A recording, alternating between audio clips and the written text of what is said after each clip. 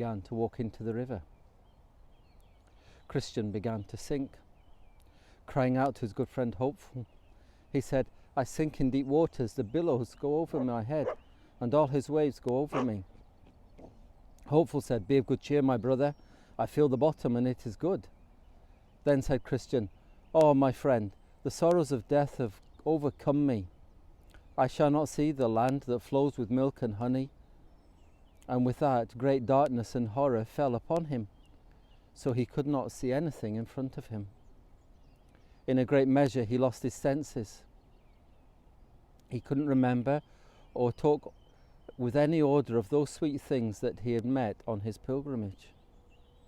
But all the words he spoke still discovered the real horror of his mind and his heart's fear that he should die in the river and never enter in the gate to the celestial city. Here also, as he stood by, he perceived there were many troublesome thoughts about his sins and the sins he'd committed before he began to be a pilgrim. He was troubled with apparitions of hobgoblins and evil spirits, and he would speak about them. Hopeful had to work very hard to keep his brother's head above water. In fact, at times he himself would go down and rise up again half dead. Hopeful also endeavoured to comfort himself.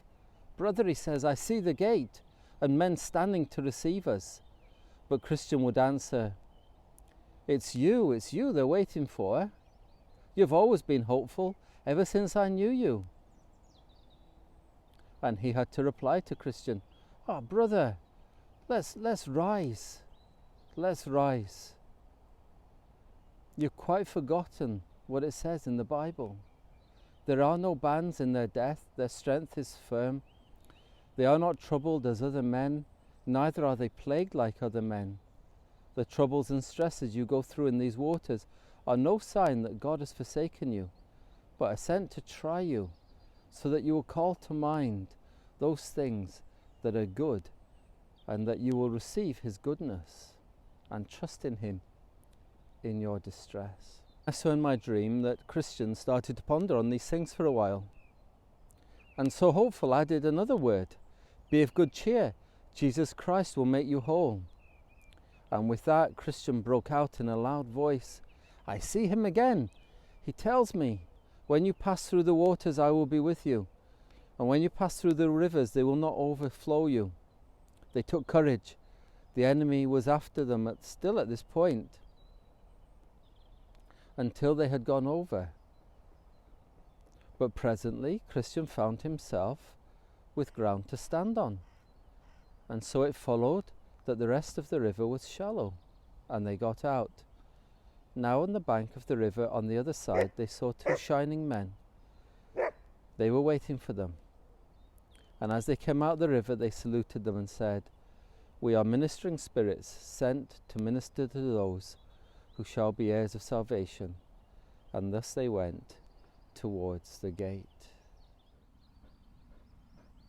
Well, here we are on our morning pilgrimage. John Bunyan's book is coming to an end. His account of Christian's life is coming to an end, and he describes the final moments of his life. He describes Christian's death as entering into a river, losing footing and losing sense and sight and hearing, and being utterly overwhelmed.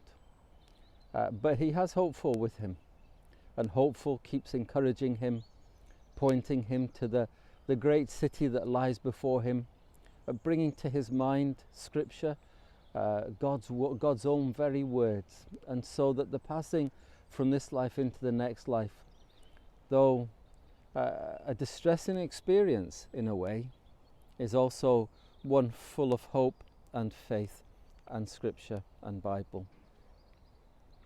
I don't know how we'll pass from this life to the next, but I'm sure we all will. It is 100% certain. Death happens 100% of the times, as they say. And will we have that comfort of God's words and God's promises? Will we pass from this world to the next with great hope in our hearts and great encouragement in our mind. Very sobering. This illustration, once it's been read by Christians, is rarely forgotten. You rarely forget this illustration of John Bunyan. It is very vivid, very powerful, and one that has been an encouragement and blessing to Christians over many years. Well, on that very sobering thought, me and my little friend on our morning travels are going to keep going. God bless you. May He watch over you and give you peace.